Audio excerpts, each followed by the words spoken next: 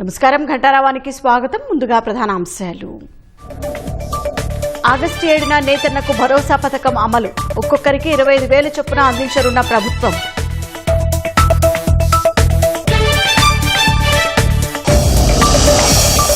ఇరవై 22 వారాల్లో రాజధాని రెండో దశ మాస్టర్ ప్లాన్ సిద్ధం. సీఎం చంద్రబాబుకు వెల్లడించిన సింగపూర్ ప్రతినిధులు.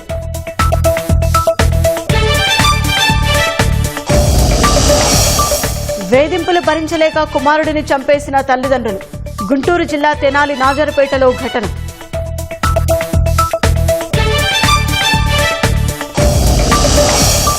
ప్రకాశం జిల్లా పాత మాగులూరులో వ్యక్తి హత్య.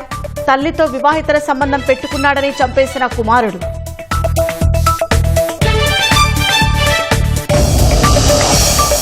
ఇరాన్పై రెండో దఫా దాడులు ప్రారంభించామన్న అమెరికా.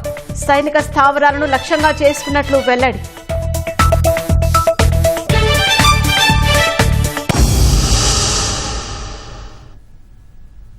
చేనేత కార్మికులకు ప్రభుత్వం త్వరలో మరో తీపి కబురు అందించనుంది. జాతీయ చేనేత దినోత్సవాన్ని పురస్కరించుకుని ఆగస్టు 7న నేతన్నకు భరోసా పథకాన్ని అమలు చేయనుంది. దీనికి సంబంధించిన కసరత్తును చేనేత జౌళి శాఖ పూర్తి చేసింది. రాష్ట్ర వ్యాప్తంగా సుమారు 54,000 మంది అర్హులు ఉంటారని ఆ శాఖ అధికారులు అంచనా వేశారు. ఈ పథకం కింద చేనేత కార్మికులకు ఏడాదికి 25,000 చొప్పున అందించనున్నారు. వైసీపీ హయాంలో ఈ పథకం కింద 24,000 ఇచ్చారు. ఎన్నికల మేనిఫెస్టోలో హామీ ఇవ్వకపోయినా చేనేత కార్మికులకు అండగా నిలవాలనే ఉద్దేశంతో అదనంగా మరో 1,000 చొప్పున అందజేస్తామని సీఎం చంద్రబాబు ఇదివరకే ప్రకటించారు. పథకం అమలుకు ఇప్పటికే ప్రభుత్వం బడ్జెట్లో 250 కోట్లు కేటాయించింది. విధి విధానాలను త్వరలో విడుదల చేయనుంది. సొంత మగ్గముండే చేనేత కార్మికులకు ఈ పథకాన్ని వర్తింపచేయాలని అధికారులు నిర్ణయించారు. కుటుంబానికి ఒకరికి చొప్పున ఆర్థిక సాయం అందించనున్నట్లు తెలిసింది. వైసీపీ హయాంలో అనుబంధ రంగాలకు చెందిన వారికి ఆర్థిక సాయం అందించకుండా పక్కన పెట్టారు.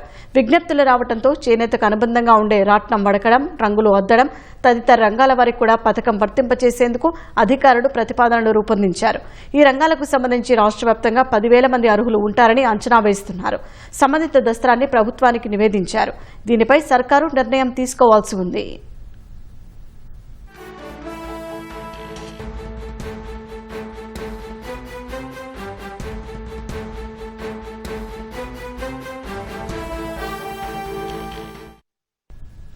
రాజధాని అమరావతి రెండో దశ మాస్టర్ ప్లాన్ ను 22 వారాల్లో ఇస్తామని సింగపూర్కు చెందిన సుర్బానా జురాంగ్ సంస్థ ప్రతినిధులు తెలిపారు. రాజధాని విస్తరణ ప్రణాళికలో భాగంగా రెండో దశలో మొత్తం 709.6 చదరపు కిలోమీటర్ల ప్రాంతానికి ఈ సంస్థ సమీకృత మాస్టర్ ప్లాన్ రూపొందిస్తోంది. సింగపూర్ ప్రతినిధుల బృందం సచివాలయంలో ముఖ్యమంత్రి చంద్రబాబుతో భేటీ అయ్యింది. వివిధ ప్రాంతాల నుంచి ప్రజలు వచ్చి నివసించేలా అత్యంత నివాసయోగ్యంగా అమరావతి ఉండాలని సీఎం అన్నారు. రాష్ట్ర భవిష్యత్తు ఆర్థికాభివృద్ధికి కేంద్ర బిందువుగా ప్రపంచ స్థాయి నగరంగా రాజధానిని తీర్చిదిద్దేలా అమరావతి 2.4 మాస్టర్ ప్లాన్ రూపొందించాలని సూచించారు.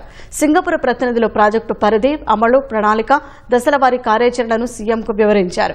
ఏరియా ప్లాన్, మౌలిక వస్తుల ప్రణాళిక, పెట్టుబడి నమూనా వంటి అంశాలను ప్రాజెక్టులో భాగం చేస్తున్నట్టు తెలిపారు. ఇన్నర్, ఔటర్ రింగ్ రోడ్లతో అంతర్జాతీయ స్థాయి నగరంగా రాజధానిని నిర్మిస్తున్నామని సీఎం తెలిపారు. అమరావతిని ఆర్థికంగా బలోపేతం చేసేలా క్రియేటివ్ సిటీ నిర్మాణం జరగాలన్నారు. గ్రీన్ ఎనర్జీ, గ్రీన్ బిల్డింగ్స్ కాన్సెప్టుతో పర్యావరణ అనుకూల విధానాలు అమలు చేస్తున్నట్టు తెలిపారు. ప్రకాశం జిల్లా సంతమాగులూరు మండలం పాత మాగులూరులో పిచ్చిరెడ్డి అనే వ్యక్తి హత్యకు గురయ్యాడు. పిచ్చిరెడ్డిని తానే హత్య చేశారని విష్ణు అనే యువకుడు అద్దంకి పోలీస్ స్టేషన్లో లొంగిపోయాడు. తల్లితో వివాహితర సంబంధం కొనసాగిస్తున్నాడని చంపేశాడు. చెన్నైలో ఇంజనీరింగ్ చేస్తూ ఉదయమే స్వగ్రామానికి వచ్చిన విష్ణు పిచ్చిరెడ్డి తన తల్లితో కలిసి ఉండటాన్ని చూశాడు. దీంతో పిచ్చిరెడ్డిని వెంబడించి కొట్టి చంపేశాడు. తల భాగాన్ని నుజ్జునుజ్జు చేశాడు. గుంటూరు జిల్లా తెనాలి నాజర్పేటలో కుమారుడి వేధింపులు భరించలేక తల్లిదండ్రులే చంపేశారు. గ్రామానికి చెందిన కోటేశ్వరరావు మధ్యమత్తులో తల్లిదండ్రులతో గొడవ పెట్టుకున్నాడు. 2 సెంట్ల భూమి తన పేరున రాయాలని కుటుంబ సభ్యులపై ఒత్తిడి చేశాడు. గొడవలో తల్లిదండ్రులు కోటేశ్వరరావు గొంతు కోశారు. హత్య తర్వాత మృతదేహాన్ని ఆటోలో తరలించేందుకు ప్రయత్నించారు. ఆటోను అడ్డుకొని స్థానికులు పోలీసులకు సమాచారం ఇచ్చారు. పోలీసులు ఘటనా స్థలాన్ని పరిశీలించి దర్యాప్తు చేపట్టారు.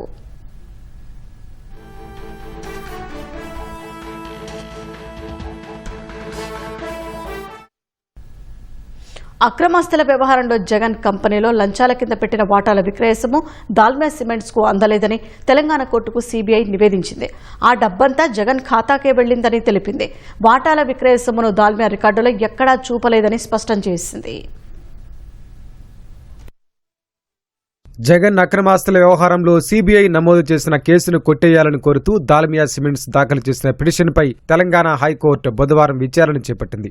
జస్టిస్ కె సుజన విచారణ చేపట్టారు. అక్రమాస్తుల వ్యవహారంలో జగన్ కంపెనీలో లంచాల కింద పెట్టిన వాటాలను విక్రయించడం ద్వారా వచ్చిన 146 కోట్ల రూపాయలు దాల్మియా సిమెంట్స్ కు అందలేదని సీబీఐ తెలంగాణ హైకోర్టుకు నివేదించింది. ఆ మొత్తం జగన్ కి వెళ్లిందని స్పష్టం చేసింది. భారతీ సిమెంట్స్ లో దాల్మియా వాటాలను విక్రయించడం ద్వారా 146 కోట్ల 58 లక్షలు రాగా పన్ను మొత్తం పోను 139 కోట్లు దాల్మియాకు కాకుండా వివిధ రూపాల్లో జగన్ కి వెళ్లిందని సీబీఐ పేర్కొంది. జగన్ కు చెందిన భారతీ సిమెంట్స్ లో లాభాలను ఆశించి పెట్టుబడి పెడితే వాటాలు విక్రయించిన సొమ్మును దాల్మియా రికార్డుల్లో చూపాలని, అయితే ఎక్కడా ఆ సొమ్ము కనిపించట్లేదని సీబీఐ తెలిపింది. సీబీఐ ప్రత్యేక న్యాయవాది శ్రీనివాస్ కపాటియా వాదనలు వినిపిస్తూ ఆదాయపు పన్ను విభాగం స్వాధీనం చేసుకున్న పెన్ డ్రైవ్ ద్వారా జేఆర్ ఖాతాలోకి సొమ్ము వెళ్లినట్లు తేలిందని కోర్టుకు తెలిపారు. ఇందులో 3,500 టన్నులు అందాయంటే 35 కోట్లు అందాయని కోడ్ భాషలో వెల్లడించారని వివరించారు. కడప జిల్లా మైలవరం మండలం తలమంచిపట్నం, నవాపేట గ్రామాల్లో 407.05 హెక్టార్ల లీజును అక్రమ పద్ధతుల్లో అప్పటి ప్రభుత్వం దాల్మియా సిమెంట్స్ కు కట్టబెట్టిందని చెప్పారు. ఇందుకు ప్రతిఫలంగా దాల్మియా సిమెంట్స్ జగన్ కంపెనీలో 95 కోట్లు పెట్టుబడి పెట్టిందని కోర్టు దృష్టికి తీసుకొచ్చారు. 1997లో జయా మినరల్స్ సోనప్రాయ నిక్షేపాల కోసం ప్రాస్పెక్టింగ్ లీజు దరఖాస్తు చేసిందని తెలిపారు. దరఖాస్తులో పేర్కొన్న చిరునామాలో కంపెనీ లేదన్న కారణంగా దాన్ని పక్కన పెట్టారని గుర్తు చేశారు. 2004లో జయా మినరల్స్ ను సజ్జల దివాకర్ రెడ్డికి చెందిన ఈశ్వరి సిమెంట్స్ స్వాధీనం చేసుకుంటూ ఒప్పందం కుదుర్చుకుందని న్యాయవాది శ్రీనివాస్ కపాటియా తెలిపారు. ఆ వెంటనే దాల్మియా సిమెంట్స్ జగన్ కు చెందిన రఘురామ్ సిమెంట్స్ లో 110 కోట్ల వాటా విలువతో 20 కోట్లు పెట్టుబడి పెట్టిందని వెల్లడించారు. మైనింగ్ లీజు జీవో జారీ కాగానే వాటా విలువ 1,440 రూపాయలతో కొనుగోలు చేసి 75 కోట్లు పెట్టుబడి పెట్టినట్లు తెలిపారు. క్విడ్ ప్రోకో జరిగిందనడానికి ఇదే నిదర్శనమన్నారు. ఈశ్వర్ సిమెంట్స్ వాటాలన్నింటినీ దాల్మియా కొనుగోలు చేయడం ద్వారా అందులో విలీనమైందంటున్నారని వివరించారు. ఈశ్వర్ సిమెంట్స్ కు చెల్లించిన సొమ్ము తిరిగి దాల్మియాకే వెళ్లిందని బ్యాంక్ అధికారి వాంగ్మూలంలో వెల్లడైందని తెలిపారు. పెట్టుబడులతో పాటు లీజుల మంజూరులో అక్రమాలు జరిగాయని, ఇవన్నీ విచారణలో తేలాల్సి ఉందన్నారు. అందువల్ల పిటిషన్ను కొట్టేయాలని కోరారు. వాదనలు విన్న న్యాయమూర్తి పిటిషనర్ తరపు వాదనల నిమిత్తం విచారణను ఈ నెల 17కు వాయిదా వేశారు. రాష్ట్రంలో 73 రైల్వే స్టేషన్లను అమృత్ భారత్ స్టేషన్ పథకం కింద అభివృద్ధి చేస్తున్నట్లు దక్షిణ కోస్తా రైల్వే సిపిఆర్ఓ బాలాజీ కిరణ్ తెలిపారు. 25 కోట్ల వ్యయంతో రాయనపాడు స్టేషన్ను అభివృద్ధి చేశామన్నారు. 12 కోట్ల 60 లక్షలతో మంగళగిరి స్టేషన్ను, 11 కోట్లతో మార్కాపురం జిల్లాలోని ఖమ్మం స్టేషన్లలో ప్రయాణికుల సౌకర్యాలను మెరుగుపరిచినట్లు చెప్పారు. రేపు ప్రధాని మోదీ వీడియో కాన్ఫరెన్స్ ద్వారా వీటిని ప్రారంభిస్తారని తెలిపారు. 17 జూలై శుక్రవారం రోజు ఈ 3 స్టేషన్స్ లోనూ లోకల్ ఫంక్షన్స్ ఉంటాయి. తర్వాత ప్రైమ్ మినిస్టర్ గారు వీడియో కాన్ఫరెన్స్ లో వీటిని ఇనాగ్రేట్ చేస్తారు. రాయన్పాడు రైల్వే స్టేషన్ సుమారు 25 కోట్ల వ్యయంతో ఈ రైల్వే స్టేషన్ లో ప్యాసింజర్ అమినిటీస్, ప్లాట్ఫామ్ డెవలప్మెంట్ చేశాం. సో ప్యాసింజర్ ఎక్స్పీరియన్స్ ని ఇంప్రూవ్ చేయడం కోసం అవసరమైన సదుపాయాలన్నీ ప్రొవైడ్ చేశారు. అదేవిధంగా మంగళగిరి స్టేషన్ 12.6 crores వ్యయంతో ఒక సెకండ్ ఎంట్రీని డెవలప్ చేశారు. ఆ సెకండ్ ఎంట్రీలో waiting hall, passenger waiting area అంతా డెవలప్ చేశారు, టికెటింగ్ ఏరియా, అలాగే 2 లిఫ్ట్స్ కూడా మంగళగిరి స్టేషన్ లో ప్రొవైడ్ చేశారు. ఖమ్మం స్టేషన్ లో 11 కోట్ల వ్యయంతో రీడెవలప్మెంట్ వర్క్స్ కంప్లీట్ అయ్యాయి.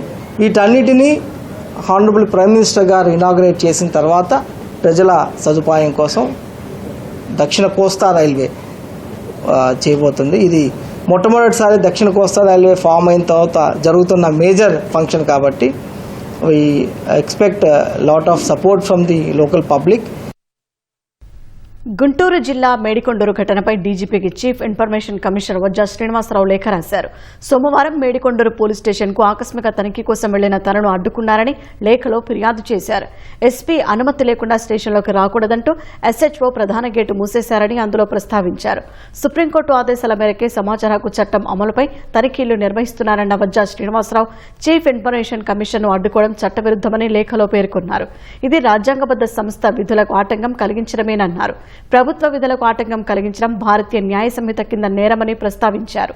మేడికొండూరు ఘటనపై తక్షణమే శాఖపరమైన విచారణ జరిపి బాధ్యులపై వెంటనే చర్యలు తీసుకోవాలని డిమాండ్ చేశారు.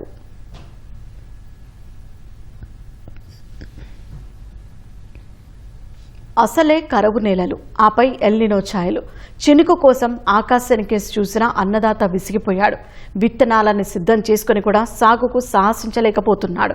వ్యవసాయం తప్ప మరో బతుకుదెరువు తెలియని రైతన్న కుమిలిపోతున్నాడు. లోటు వర్షపాతం రాయలసీమ సాగును ప్రశ్నార్థకం చేస్తోంది. ఎల్నినో ప్రభావం కరువు నేలగా ముద్రపడిన రాయలసీమకు పిడుగుపాటుగా మారింది. ప్రత్యేకించి ఉమ్మడి అనంతపురం జిల్లాను కరువు కోరల్లోకి నెడుతోంది. ఇక్కడ సింహభాగం విస్తీర్ణం వేరుశెనగే. ఏటా ఖరీఫ్లో ప్రభుత్వం ఇచ్చే రాయితీ విత్తనాల కోసం రైతులు క్యూ కడుతుంటారు. ఏటికేడు వేరుశెనగ సాగు విస్తీర్ణం తగ్గుతుండగా ఈ ఏడు పరిస్థితి దిగజారింది. ఈసారి ఖరీఫ్లో అనంతపురం జిల్లాలో 56,000 క్వింటాళ్ల రాయితీ వేరుశెనగ విత్తనాలు పంపిణీకి వ్యవసాయ శాఖ ఏర్పాట్లు చేయగా కేవలం 17,000 క్వింటాళ్ల వరకే రైతులు కొనుగోలు చేశారు. ఇక సత్యసాయి జిల్లాలో 78,000 క్వింటాళ్ల విత్తనం సిద్ధం చేయగా కేవలం 10,000 క్వింటాళ్లు మాత్రమే రైతులు తీసుకున్నారు. విత్తన నిల్వలు కదలడం లేదు. వర్షాలు లేనప్పుడు విత్తనాలు ఎందుకని భావిస్తున్న రైతులు ఆకాశానికేసి దీనంగా చూస్తున్నారు.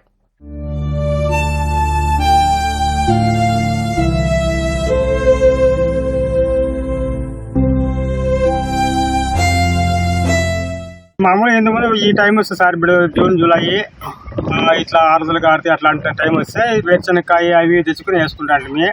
వర్షాలు లేనప్పటికీ ఇంకా దానిలో అవి తెచ్చి ఇది చేసి వేయాలి సార్. అంతా ఆవిడ అప్పులు చేసి అవి చేసి ఇవి చేసి నష్టపోతామని తెచ్చుకోలేదు సార్. దానికి ముందు 100 గవాసి నీళ్ళు ఇంకా అంతే, మళ్ళీ వర్షమే లేదు ఇంతవరకు. ట్రాక్టర్ వాళ్ళ సేంద్రీ ఒక రైతు 10 ఎకరాలు 5 ఎకరాలు 3 ఎకరాలు పెట్టుకుని విత్తనాలు తెచ్చుకొని మిరప విత్తనాలు పెట్టుకున్నాడు, సాగు చేసుకుని రెడీగా పెట్టుకున్నాడు. ఈ వర్షాలు లేక గాలి బీభత్సంగా ఉండడం వల్ల కష్టంగా అయిపోయింది. 15 ఎకరాలు మిరపుకి బోల్తోనే అంతా పెట్టుకున్నాము. వాన్ని ఎదురు చూసి ఇది చేస్తున్నాం. చాలా కష్టం వచ్చింది. ఎరువులు కూడా దింపుకున్నాము. ముందర ఏడ చూసినా వంకల్లా కూడా లేవు. బోర్లు వేసుకునే బోర్లన్నా ఇది లేవు. జూన్లో కొంతమేర వర్షాలు కురిసినా లోటు వర్షపాతమే నమోదైంది. విత్తనం వేయడానికి రైతులు దుక్కి దున్ని పెట్టుకున్నా నేల పదును చాలక సాగు చేయలేదు. ఈ నెలాఖరులోగా మోస్తరు వానలు కురిసినా వేరుశెనగకు బదులుగా కంది సాగు చేయొచ్చని వ్యవసాయ శాఖ అధికారులు అంచనా వేస్తున్నారు. ఒక 21 మండలాల్లో నార్మల్ కొద్దిగా ఎక్సెస్ వర్షపాతం కురిసిన దానివల్ల కొంతమంది రైతులైతే విత్తనం సాగు చేపట్టడం జరిగింది. మిగతా 11 మండలాల్లో ఇంకా వర్షాభావ పరిస్థితులు అలానే కొనసాగుతున్నాయి. మనకు 3,43,000 హెక్టార్లు విస్తీర్ణం, సాధారణ విస్తీర్ణం ఈ ఖరీఫ్ అయితే ఇప్పటి వరకు 16% మాత్రమే విత్తనాలు అంటే పంట సాగైనది. దాంట్లో ముఖ్యంగా 30,000 హెక్టార్లు కంది కింద సాగైంది. ఒక 6,000 హెక్టార్లు మాత్రమే వేరుశెనగ కింద సాగైంది. 10,000 హెక్టార్లు పత్తి కింద సాగైంది. అలానే కొద్దిగా సజ్జ తర్వాత ఆముదం అయ్యింది. మొత్తం మీద వేరుశెనగకైతే కొద్దిగా చాలా రెస్పాన్స్ అయితే తక్కువనే ఉంది. ఒకవేళ జూలై 31 వరకైనా వర్షాలకైనా సక్రమైన వర్షాలకైనా కురవకపోతే అంత ప్రత్యామ్నాయ పంటల ప్రణాళిక కూడా 1,00,000 హెక్టార్ల పైన కూడా మనము కార్యాచరణ ప్రణాళిక తయారు చేసుకుని ప్రభుత్వానికి ప్రతిపాదనలు కూడా పంపించడం జరిగింది. తిరుపతి మినహా రాయలసీమలోని ఇతర జిల్లాలు లోటు వర్షపాతంతో కొట్టుమిట్టాడుతున్నాయి. ఖరీఫ్లో అత్యల్పంగా అన్నమయ్య జిల్లాలో కేవలం 4% సాగైంది. శ్రీ సత్యసాయి జిల్లాలో కేవలం 15% మాత్రమే సాగైంది. వివాహితర బంధానికి అడ్డొస్తుండటంతో భర్తను గుడిక్కను బయటకు తీసుకెళ్లి భార్య హత్య చేసిన ఘటన చిత్తూరు జిల్లా గుడిపల్లె మండలంలో జరిగింది. తమిళనాడులోని సూలగిరి పరిధి దేవసానపల్లెకు చెందిన రమేష్ కు శాంతిపురం మండలం బోయినపల్లెకు చెందిన హస్సినితో 2 ఏళ్ల కిందట వివాహమైంది. వీరికి 1 ఏడాది వయసున్న పాప ఉంది.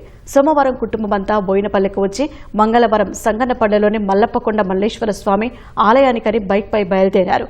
రాత్రైనా ఇంటికి రాకపోవడంతో హాసిని తల్లి పోలీస్ స్టేషన్లో ఫిర్యాదు చేశారు. పోలీసులు ఆలయ సమీపంలోని సీసీ కెమెరాల ఫుటేజీని పరిశీలించగా మొదట భర్త పాపతో హాసిని బైక్ పైన ఆలయానికి వెళ్లినట్లు కనిపించింది.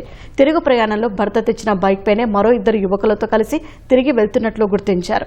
వాటి ఆధారంగా అటవీ ప్రాంతాల్లో గాలింపు చర్యలు చేపట్టగా మల్లప్పకొండ ఘాట్ రోడ్డు సమీపంలో రమేష్ మృతదేహం లభించింది.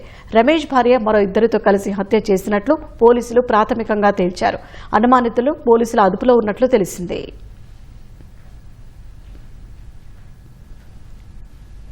అమెరికా అధ్యక్షుడు డొనాల్డ్ ట్రంప్ ఇరాన్కు మరోసారి తీవ్ర హెచ్చరికలు జారీ చేశారు. రెండు దేశాల మధ్య ఉద్రిక్తతలు కొనసాగుతున్న నేపథ్యంలో ఇరాన్పై చర్యలకు సంబంధించి నిర్దిష్టమైన డెడ్లైన్ విధించేందుకు ట్రంప్ నిరాకరించారు.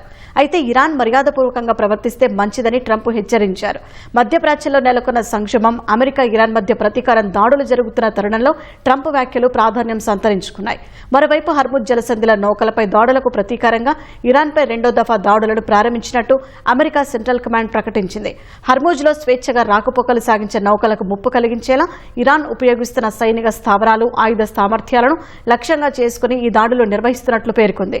అటు ఇరాన్పై ఇటీవల అమెరికా జరిపిన వైమానిక దాడుల్లో 35 మంది ప్రాణాలు కోల్పోగా 300 మందికి పైగా గాయపడ్డారని ఇరాన్ ఆరోగ్య మంత్రిత్వ శాఖ వెల్లడించింది.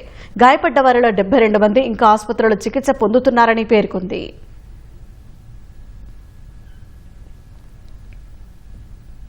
కూటమి ప్రభుత్వం పంచాయతీలో తీసుకొస్తున్న సంస్కరణలు సత్ఫలితాలనిస్తున్నాయి. పాలనలో పారదర్శకత, మెరుగైన పౌరసేవల కోసం చేస్తున్న చర్యలకు గుర్తింపు దక్కింది. రాష్ట్ర వ్యాప్తంగా 23 గ్రామ పంచాయతీలు అత్యుత్తమ పాలన నిర్వహణకు ప్రతిష్టాత్మకమైన ఐఎస్ఓ సర్టిఫికేట్ను కైవసం చేసుకున్నాయి. 23 పంచాయతీల స్ఫూర్తితో రాష్ట్రంలోని మిగిలిన గ్రామ పంచాయతీలను ఈ స్థాయి గుర్తింపు పొందేలా తీర్చిదిద్దుతామంటున్న పంచాయతీరాజ్ కమిషనర్ కృష్ణతేజతో మా ప్రతినిధి శ్రీనివాస్ మోహన్ ముఖాముఖి. జాతీయ స్థాయిలో స్వర్ణ పంచాయతీలో ప్రత్యేకమైనటువంటి గుర్తింపు పొందినటువంటి ఆంధ్రప్రదేశ్ ప్రభుత్వం, ముఖ్యంగా పంచాయతీరాజ్ శాఖ ఇప్పుడు 23 పంచాయతీలకు సంబంధించి ఐఎస్ఓ సర్టిఫికేషన్ కూడా పొందడం జరిగింది. మనతో పాటు పంచాయతీరాజ్ కమిషనర్ కృష్ణతేజ గారు, సార్ కంగ్రాచులేషన్స్ అండి. ప్రధానంగా సర్టిఫికేషన్ రావడం పట్ల ఏ పంచాయతీలు ఎలా అంటే సీఎం గారు, డిప్యూటీ సీఎం గారు మాకు ఇచ్చిన ఇన్స్ట్రక్షన్స్ ఏంటి అంటే పంచాయతీలో స్టాండర్డ్స్ పెరగాలి. ఎందుకంటే జనాలు ఎక్కువ వచ్చేది పంచాయత్స్కి. మనం ఎప్పుడైతే పంచాయతీలో స్టాండర్డ్స్ పెంచుతామో ఆటోమేటిక్గా జనాలకి అడ్మినిస్ట్రేషన్ పట్ల ఉండే గౌరవం పెరుగుతుంది. సో అందులో భాగంగా మనం ఏమనుకున్నాం, the best standards or ISO standards.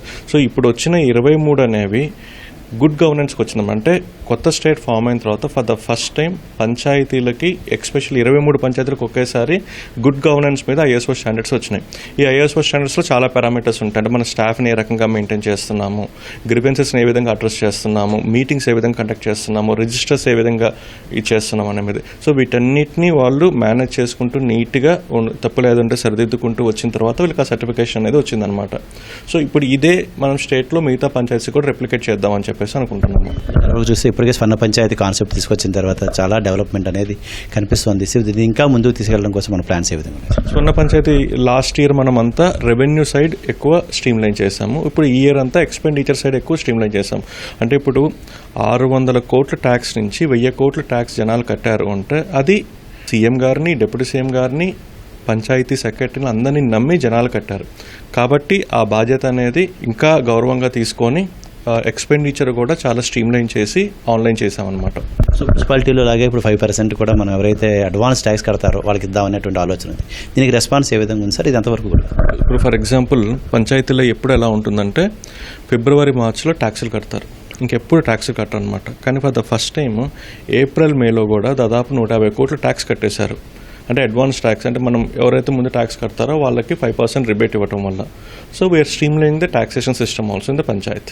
మనతో పాటు ఐఎస్ఓ సర్టిఫికేట్ సాధించినటువంటి వాళ్ళు ఉన్నారు, వాళ్ళ ద్వారా స్పందన తీసుకున్నారు. సార్ ప్రధానంగా చూస్తే ఎలాంటి కార్యక్రమాలు చేశారు, సర్టిఫికేషన్ రావడం ఎలా? గ్రామ పంచాయతీకి నిత్యావసరమైనవి మౌలిక సదుపాయాల్లో పారిశుధ్యము, డ్రింకింగ్ వాటర్, విద్యుత్ సప్లై, ఈ మూడింటి మీద ప్రధానంగా మేము దాని మీద ఫోకస్ చేస్తూ మరియు అక్కడికి వచ్చిన ప్రజలకి కనీస సదుపాయాలకి వాళ్ళు వచ్చిన వెంటనే రిసీవ్ చేసుకునే విధానమైన వాళ్ళకి ఫీడ్బ్యాక్ ఫామ్స్ ఇచ్చి వారి యొక్క ఏ పని మీద వచ్చారు ఏంటనేది వితిన్ వాళ్ళు వచ్చిన 24 అవర్స్లో వాళ్ళు, అంటే ఎక్కువ చిన్న పని అయితే వెంటనే అయిపోయేది, మరి ఇంకా పెద్ద ప్రాబ్లమ్స్ ఏమైనా ఉంటే వన్ డేలో క్లియర్ చేసేవాళ్ళం. ఆ విధంగా కాకుండా మా అంతా వచ్చిన వాళ్ళకి తల్లి పిల్లల చంటి పిల్లలతో వచ్చిన వాళ్ళకి వేరేగా ఒక సపరేట్ రూమ్, ఫీడింగ్ రూమ్ అని, అలాగే వాళ్ళు వచ్చిన వెంటనే వాళ్ళకి వాటర్ ఇవ్వడం, కూర్చుని పెట్టడం, వాళ్ళకి దరఖాస్తు ఇవ్వడానికి నింపడానికి ఒక జూనియర్ అసిస్టెంట్ ఒక అతను ఉంటారు. వాళ్ళు వచ్చే పని ఏంటనేది వాళ్ళు తెలుసుకొని ఆ పని మేము చక్కగా చేసి పెట్టేవాళ్ళం. అంతేకాకుండా మా యొక్క రికార్డ్ రూమ్స్ అన్నీ నీట్గా చేసి ఐఎస్ఓ ఆడిట్కి వచ్చినప్పుడు వాళ్ళు అడిగిన విధంగా 46 కాలమ్స్ మేము క్లియర్ చేసి చూపించి అవన్నీ చూసి వాళ్ళ సెకండ్ ఆడిట్, ఫస్ట్ ఆడిట్ 2 అయిన తర్వాత కేరళ కూడా మమ్మల్ని అందరం తీసుకెళ్ళి అక్కడ ఏ విధంగా ఉన్నారు, వాళ్ళ యొక్క జీవన విధానం, అలాగే మన ఆంధ్రాలో మన పరిస్థితి, మన జీవన విధానం తెలుసుకొని మేము మేము 2 మెరుగ్గా చేసిన తర్వాత ఈ విధంగా వాళ్ళు సాటిస్ఫై అయ్యి సర్టిఫికేట్ ఇచ్చి ఉన్నారు సార్. గతంలో మా పంచాయతీలన్నీ కూడా రికార్డులు ఎక్కడ పడితే అక్కడ ఉండేవి. ఈరోజు ఆ పరిస్థితి లేదు. అన్నిటి కూడా ఒక బార్ కోడింగ్ ఇచ్చాము. దాని ప్రకారం ప్రజలకి అత్యున్నత స్థితిలో మేము సర్టిఫికేట్లు అందించడానికి దగ్గరైపోయాం అన్నమాట. ఈ అంతర్జాతీయ ప్రమాణాలతో కూడిన ఈ తాలూకా సర్వీసెస్ మా గ్రామ పంచాయతీలు ఇవ్వడానికి మేము గత సంవత్సరం కాలముగా ఈ తాలూకా టార్గెట్ అచీవ్ చేయడానికి అయితే ప్రయత్నం చేశాం సార్. దాంట్లో మేమైతే సక్సెస్ అయ్యామని తెలియజేస్తున్నాము. గతంలో కంటే ఇప్పుడు మెరుగైన పాలన మన ఐఎస్ఓ సాధన వల్ల వచ్చింది. ముఖ్యంగా రికార్డుల నిర్వహణలోను, ప్రజలు వచ్చిన వారికి ఫెసిలిటీస్లోను కేరళ ప్రతి ఒక్క పంచాయతీ ఐఎస్ఓ అయింది. అలాగే మన ఆంధ్రప్రదేశ్లో కూడా ప్రతి ఒక్క పంచాయతీ ఐఎస్ఓ అయితేనే చాలా బాగుంటుంది. రికార్డుల నిర్వహణలో కూడా ఏదైనా ఒక వ్యక్తి వస్తే తనకు ఏదైనా ఇప్పుడు మన లోపాలేంటి, మీరు తొందరగా ఇవ్వడం లేదా, ఈ ఫెసిలిటీ చేయలేదు, ఇది లేదు, ఇంకా ఇది చేసుకుంటే ఆఫీస్ అభివృద్ధి అవుతుంది, అలాంటి ఫీడ్బ్యాక్ కూడా తీసుకోవడం జరిగింది ప్రతి సిటిజన్ నుంచి. మన ఆఫీస్లో ఉండే విషయాలే కాకుండా వాళ్ళ నుంచి కూడా చేసుకొని దానికి కూడా చర్చలు తీసుకొని ఏం చేయాలి అనేది తీసుకోవడం జరిగింది. దానివల్ల మేము ఇంప్రూవ్ అవ్వగలుగుతున్నాము. అది చాలా సంతోషంగా ఉంది. గ్రామ పంచాయతీల్లోని పారిశుద్ధ్యము, త్రాగునీటి వసతి, LED లైట్స్ నిర్వహణతో పాటు పౌర సేవలు అని ఉంటుంది సార్. ఈ పారిశుద్ధ్యం కూడా నిర్వహణ అనేది చాలా ప్రాధాన్యత సంతరించుకున్న విషయం సార్. ఇవన్నిటిని సాధించడంతో పాటు పౌర సేవలు జనానికి, ప్రజలకి ఏవైతే మేము ఇవ్వాలనుకుంటున్నామో సాధారణంగా ఇచ్చే కంటే అంతర్జాతీయ స్థాయి ప్రమాణాలతో కూడిన పౌర సేవలు ఇచ్చి ప్రతిదానికి ఫీడ్బ్యాక్ తీసుకుంటూ తక్షణ క్షణాల్లో ఇచ్చినట్టయితే ప్రజల నుంచి వారి యొక్క స్పందన, ప్రజలకు మేము ఇచ్చిన సేవలు మాకు ఆదర్శంగా తీసుకుని మిగతా గ్రామ పంచాయతీలు కూడా కృషి చేస్తే మన రాష్ట్రం అనేది దేశంలో ముందంజలో ఉండడానికి అవకాశం ఉంటుంది సార్. రాష్ట్రంలో ఉన్నటువంటి అన్ని పంచాయతీలు కూడా ISO సర్టిఫికేట్ సాధించే విధంగా అంతర్జాతీయ ప్రమాణాలతో కూడినటువంటి సేవలు అందే విధంగా కూడా పంచాయతీరాజ్ శాఖ తగిన ప్రణాళిక రూపొందిస్తోంది. అందులో భాగంగానే సిబ్బందికి అన్ని రకాల శిక్షణ కార్యక్రమాలు నిర్వహిస్తోంది. ఈ తాడేపల్లి నుంచి కెమెరామెన్ శేషుబాబుతో Srinivas Mohan, ETV news. BJP నేతలు కాసేపట్లో పోలవరం సందర్శనకు వెళ్లనున్నారు. ఈ క్రమంలో మీడియాతో మాట్లాడుతున్నారు. ప్రత్యక్ష ప్రసారం ద్వారా చూద్దాం. మెయిన్ కెనాల్ ఏదైతుందో దానికి సంబంధించిన పనులు పూర్తి స్థాయిలో పూర్తయి అతి